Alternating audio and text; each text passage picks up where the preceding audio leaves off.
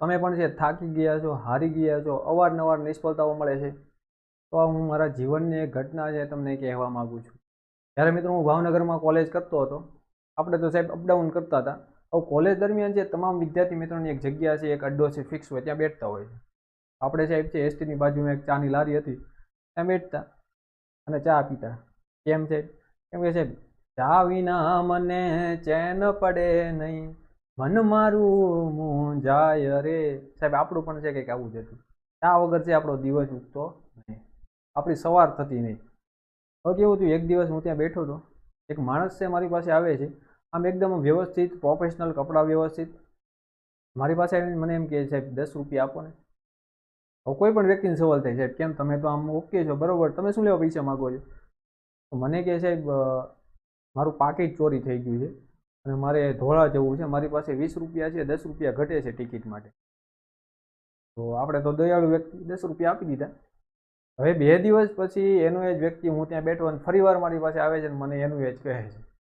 હવે સામાન્ય છે કે આપણને ખબર પડી કે ખોટું બોલે છે, તો મેં ના પાડી દીધી.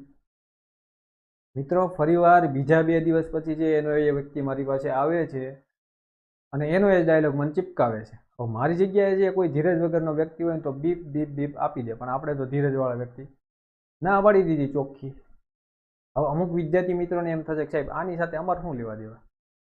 તમે ઓબ્ઝર્વેશન કર્યું મિત્રો, એ વ્યક્તિએ છે કન્સિસ્ટન્સી જાળવી, કોઈ પણ શરમ લાજ વગર છે એ કંઈ ફેર નથી પડતો. ભાઈ આપણે પૈસા માગવાના છે, રેગ્યુલર એની એ કન્સિસ્ટન્સી છે જાળવી.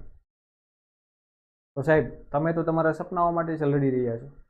પ્રિપેરેશન કરી, એકવાર નિષ્ફળતા મળી, કંઈ વાંધો નહીં સાહેબ, બીજી વાર પ્રિપેરેશન કરી, સાહેબ ફરી વાર નિષ્ફળતા મળી. હવે અહીંયા જે મોટા પ્રમાણમાં વર્ગ છે એ થાકી જાય છે. સાહેબ શું લેવા? નિષ્ફળતા, ફેમિલી, મિત્ર વર્ગ, સમાજના આ બધાના મેણાટોણાથી જે થાકી જાય છે, પોતાનો ગોલ, પોતાનું લક્ષ્ય એ બદલી નાખે છે. પણ મિત્રો તમારે આમ નથી કરવાનું.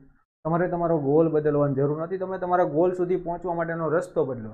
સાહેબ શું ભૂલ કરી એનું ઓબ્ઝર્વેશન કરો અને ઇમ્પ્રુવમેન્ટ લાવો.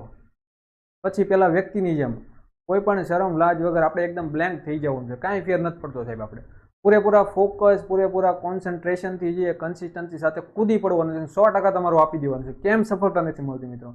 100% તમને સફળતા મળવાની છે. બાકી સમય તમને જે કાંઈ ફેંકી દે છે, હજી તમારી પાસે સમય છે, લડી લેજો મિત્રો.